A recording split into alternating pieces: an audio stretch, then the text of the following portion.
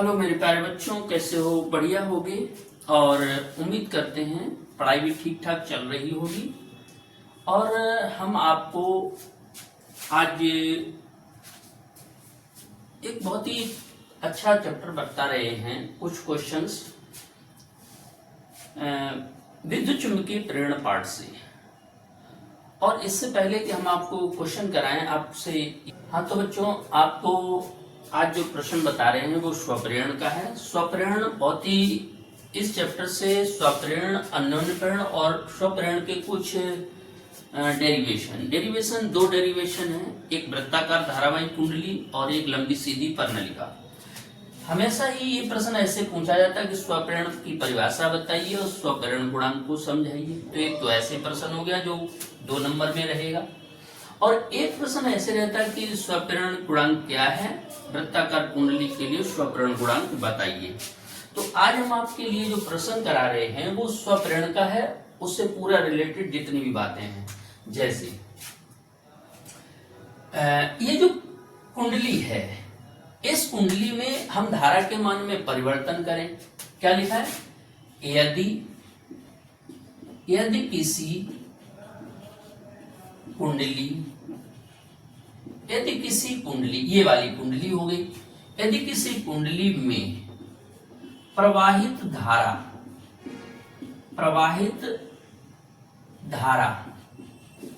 के मान में परिवर्तन करें। क्या कर दें? परिवर्तन करें। तो अब क्या किया, जो धारा है उसके मान में हमने परिवर्तन किया, करें तो उस कुंडली से बद्ध चुंबकीय फ्लक्स में परिवर्तन के कारण, यानी कि जब हमने धारा बदलेंगे तो धारा के मान में परिवर्तन होने से कुंडली का फ्लक्स बदलेगा। फ्लक्स परिवर्तन के कारण उसी कुंडली में एक प्रेरित धारा उत्पन्न हो जाती है। एक प्रेरित धारा उत्पन्न हो गई। इस घटना को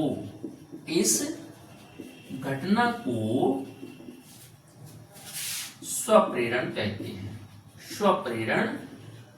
हैं।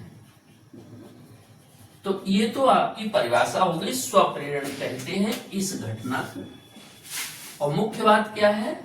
धारा के मान में परिवर्तन किया इसमें, और फ्लक्स परिवर्तन हुआ जिससे एक प्रेरित धारा उत्पन्न हुई। प्रेरित धारा में उत्पन्न होने की जो घटना है वो क्या है? स्वप्रेरण है।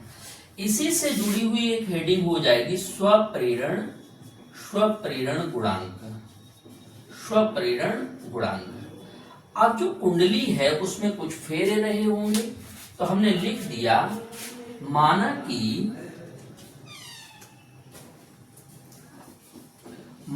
कि कुंडली में फेरों की संख्या क्या है?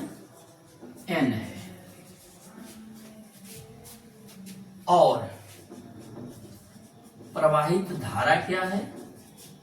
प्रवाहित धारा है I एम्पियर।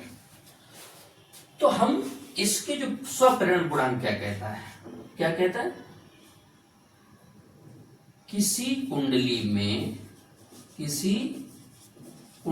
में फ्लक्स ग्रंथिकाओं की संख्या उसमें प्रवाहित धारा के अनुक्रमानुपाती होती है। अनुक्रमानुपाती होती है। जो मेन बात यही है कि जो फ्लक्स गुणांक हमें निकालना है, तो एक तो ये पता करना है कि फेरे कितने, फेरों की संख्या मान ली n, और धारा कितनी बह रही है I। तो क्या कह रहा है, ग्रंथिकाओं की संख्या। तो इसे बेटा लिखते हैं n phi proportional I। Proportional sign हटेगा तो कांस्टेंट आ जाएगा L I, L बराबर हो जाएगा n फाई बटे I। यहां से इसका मात्रक हो जाता है हेनरी। क्या हो जाता है, हेनरी। लेकिन हेनरी मात्रक बहुत कम पूछा जाता है, हेनरी मात्रक बहुत कम पूछा जाता है। अब यहां से आपने इसमें हम आपको इसका मात्रक भी बता रहे हैं। देखो, आपने पढ़ा होगा फैराडे का नियम, फैराडे का नियम क्या होता है, फार्मूला हमारा है E बराबर -n d phi over dt। E हो गया विद्युत वाहक बल, E क्या हो गया, विद्युत वाहक बल,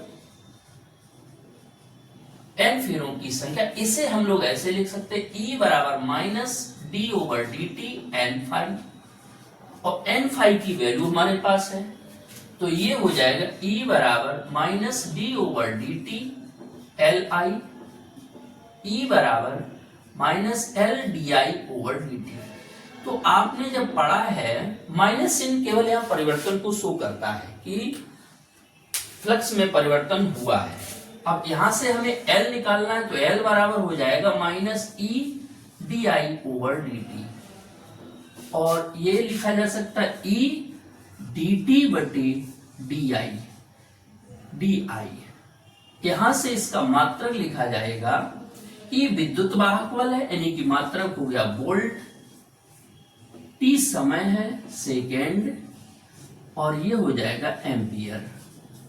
ये इसका मात्रक हो जाता है। तो उम्मीद करते हैं कि आपको स्वप्रेरण और स्वप्रेरण गुणांक समझ में आया होगा। आइए इससे जुड़े हुए दो डेरिवेशन बता रहे हैं, एक वृत्ताकार के लिए। तो ये जो लंबी सीधी धारावाही प्रणालिका है, ये चैप्टर नंबर 7 है, उसमें हमने लोगों ने इसका डेरिवेशन पढ़ा था चुंबकीय क्षेत्र के लिए। हमने लिख दिया कि माना कि एक प्रणालिका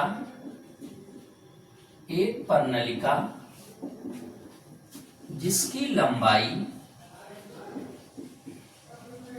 लंबाई स्मॉल l है, और एकांक लंबाई में फेरों की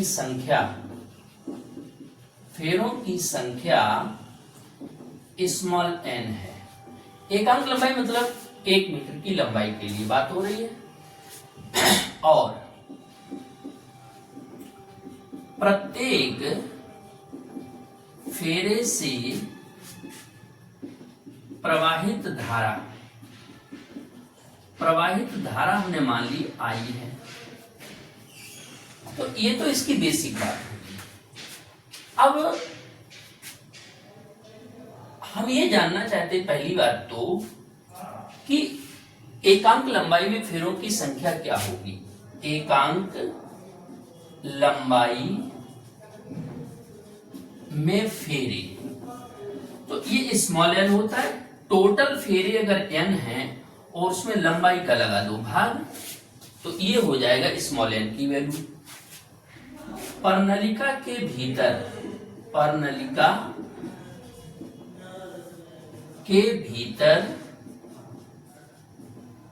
उत्पन्न चुंबकीय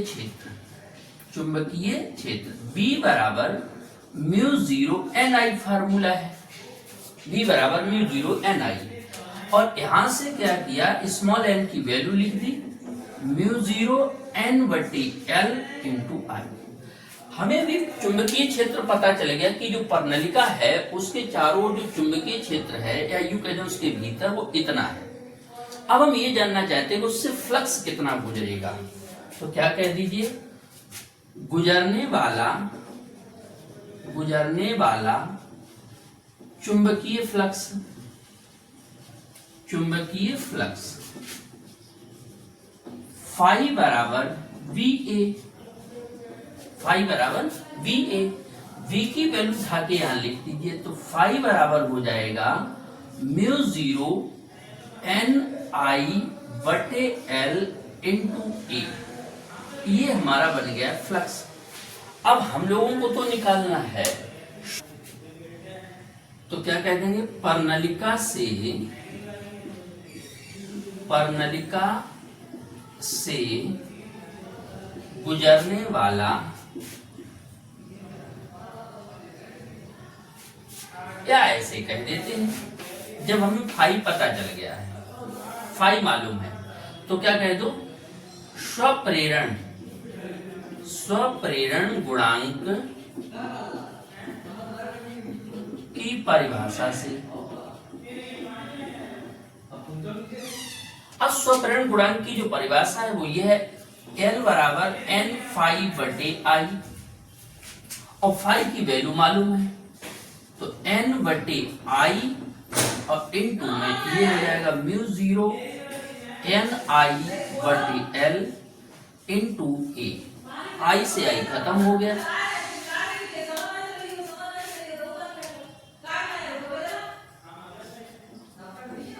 μ0 n² A बटे L।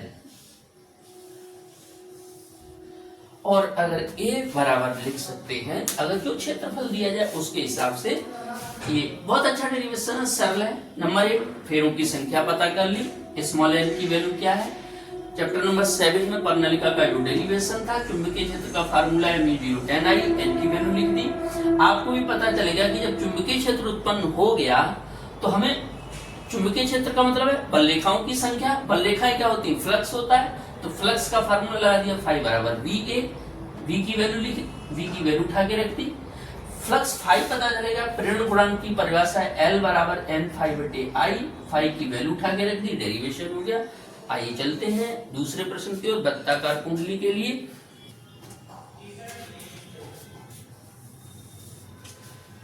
ये भी जो प्रश्न है वृत्ताकार कुंडली, ये आपके लिए चुंबकीय क्षेत्र का पर्णलिका वाले ही पार्ट में, चैप्टर नंबर 7 में ये डेरिवेशन स्वप्रेरण का था, वृत्ताकार कुंडली के, इसका वृत्ताकार कुंडली के लिए चुंबकीय क्षेत्र। तो पहले तो अगर वृत्ताकार कुंडली है तो पहले भाषा लिख लेते हैं, माना कि कुंडली, यानी कि माना कि वृत्ताकार कुंडली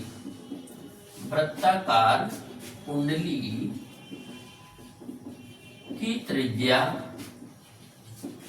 स्मॉल r है। सबसे पहले अगर वृत्ताकार है तो उसकी त्रिज्या पता करनी पड़ेगी। अब त्रिज्या जब पता चलेगी और फेरों की संख्या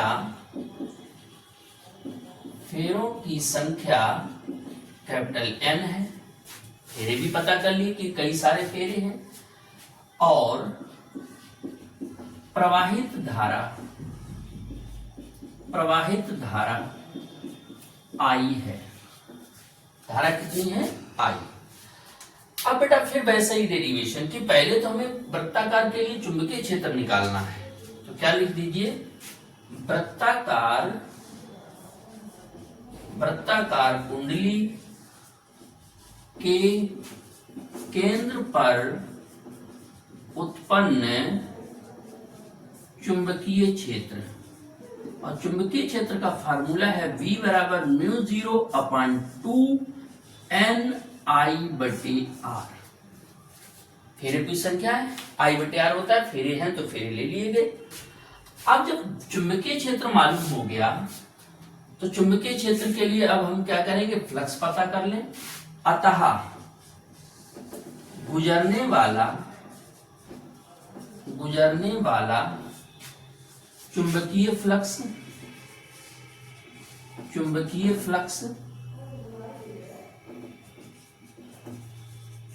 फ्लक्स फाई बराबर फार्मूला होता है VA, तो v की वैल्यू लिख दिया, वैसे ही डेरिवेशन पिछले वाले जैसे म्यू 0 अपॉन 2 एन आई बटे आर इंटू में ए। तो ये तो फाई पता चले गया। अब हमें क्या पता करना, स्वप्रेरण गुणांक। तो लिख दीजिएगा स्वप्रेरण गुणांक।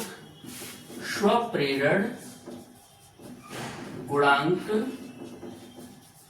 की परिभाषा से तो ये बन गया एल बराबर एन फाई बटे आई, फाई की वैल्यू उठा के रख दो, एन बटे आई, और फाई की वैल्यू है म्यू 0 अपॉन 2 एन आई ए बटे आर, और आई से आई खत्म हो गया।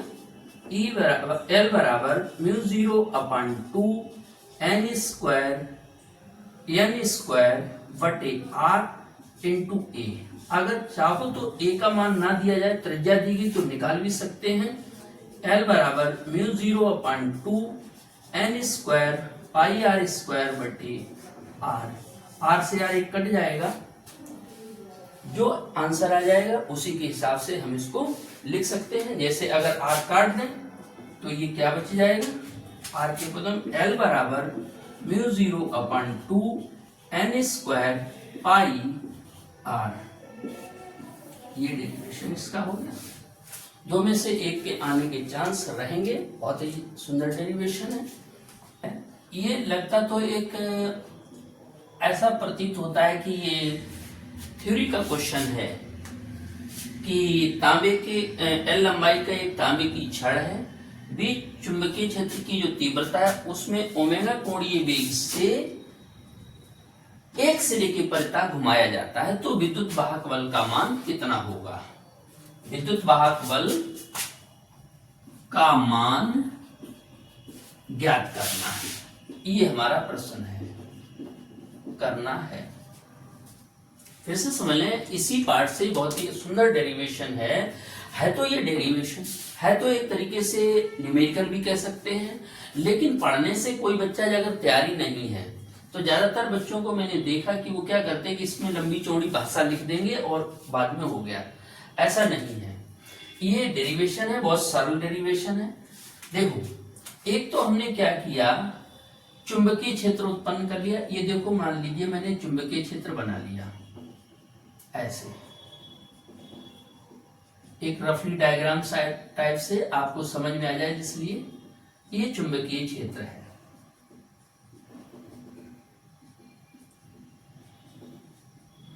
ये चुंबकीय क्षेत्र है, और इस चुंबकीय क्षेत्र में जो तांबे की एक छड़ है वो इस तरीके से रखी हुई है, इस तरीके से ये तांबे की छड़ रखी हुई है, जिसका एक सिरा ये मैंने O मान लिया, एक सिरा ये A मान लिया। ये अब ये मैंने कर दिया है स्थिर, यानी इसको नहीं घूमना है, इसी के चारों तरफ घुमाना है। स्थिर अक्ष मान लिया, अक्ष से मतलब जहां से कोई चीज घूम रही है। ठीक ऐसे समझ लो कि ये हमारा मार्कर है और ऐसे घुमाना है, ऐसे है, यूं कर देना है। तो इसके लिए क्या किया, ये जैसे सिरा ये अब पहुंच गया है इस स्थिति में, ये, और जब ये घूमेगा तो ये स्थिति बन जाएगी ऐसी। ये नाम मैंने दे दिया V, और कितने कोण से घूम गया, मान लिया मैंने कि ये d थीटा कोण से घूम गया है, मालूम तो है नहीं, तो d थीटा कोण से घूम गया। अब आपने पढ़ा होगा, ये हो गया है चाप, तो कोण बराबर चाप बटे त्रिज्या वाला फार्मूला लगा दिया। अब ये लंबाई L है तो ये वाली भी लंबाई L रहेगी। ये भुजा कितनी है, तो कोण हो गया d थीटा, चाप हो गया हमें मालूम नहीं, ए बी नाम दे दिया, और त्रिज्या का काम कर रहा है L, और क्रॉस गुणा कर दिया तो ए बी बराबर हो जाएगा एल डी थीटा। तो ये भुजा जब हम लोगों ने निकाल ली एल डी थीटा, ये वाली है। अब थोड़ा रफली टाइप से भाषा भी जरा देख लेते हैं। माना कि एल लंबाई की छड़ V चुंबकीय क्षेत्र में ओमेगा कोणीय वेग से एक सिरे के परितः घूम रही है, ये मैंने मान लिया। अब जब एक सिरे के परितः, तो पहले तो ये पता कर लो कि इसने क्षेत्रफल कितना कवर किया। तो क्या कह देते, त्रिभुज OAB का क्षेत्रफल, और क्षेत्रफल का सामान्य फार्मूला जो है वही लगा दो, 1/2 आधार गुणे ऊंचाई। तो आधार हमारा ये L हो गया, 1/2 L, और ऊंचाई का काम ये वाली भुजा कर रही LD थीटा। तो ये बन जाएगा क्षेत्रफल 1/2 L स्क्वायर D थीटा। क्षेत्रफल मालूम हो गया। चुंबकीय क्षेत्र में रखा है तो फ्लक्स पता होना चाहिए। तो क्या कह दो, गुजरने वाला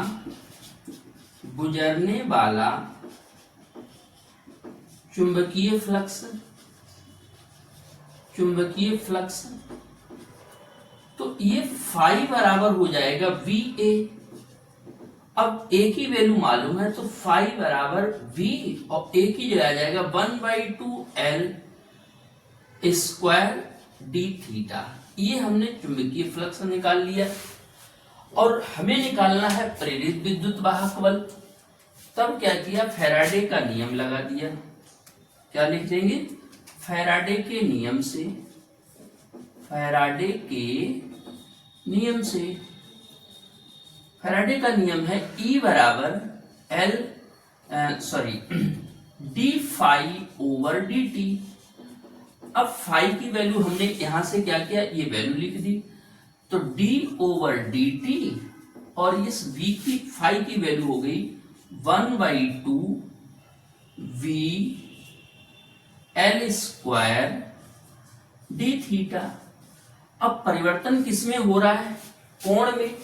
तो जो कोण में परिवर्तन हुआ है थीटा, यानी कि डिफरेंशियल फॉर्म में इसकी वैल्यू हमने ये लिख दी। जैसे चाहे तो इसको छोटा सा क्षेत्रफल है, कोण है, तो इसको हम लोग d फाई कह सकते हैं, d फाई। तो d फाई की वैल्यू लिख दी हमने, ये वाली बात हो गई। तो अब हुआ क्या, हुआ ये कि E बराबर 1/2 v L square d theta over dt, और ओमेगा का फार्मूला होता है वेग बराबर कोणीय विस्थापन बटे समय अंतराल, ये फार्मूला। तो यहां से आ जाएगा E बराबर 1/2 v ओमेगा L स्क्वायर, ये भी डेरिवेशन बहुत बार पूछा गया है। बहुत ही सरल डेरिवेशन है, कोई कठिन नहीं है। जैसा यहाँ से है वैसे इधर से भी हम लोग इसको कर सकते हैं। ठीक है, उम्मीद करते हैं समझ में आया होगा, और परीक्षा की तैयारी भी करते रहिएगा। जिन बच्चों को कुछ पूछना है वो हमें कमेंट्स करके बता सकते हैं। हम उनके जितना तैयारी में आपके सहयोग कर सकते हैं उतना आपके लिए उपस्थित होने की कोशिश करेंगे। व्यस्तता है, एग्जाम चल रहा है, फिर भी बहुत अच्छा डेरिवेशन है, तैयार करिए। इस पार्ट से आपको 3 नंबर के लिए जरूर मिलेगा। अगर वीडियो पसंद आया है तो लाइक करें, शेयर करें और सब्सक्राइब करें। और एक बात, मन से पढ़ते रहिए। थैंक यू, धन्यवाद। मिलते हैं अगले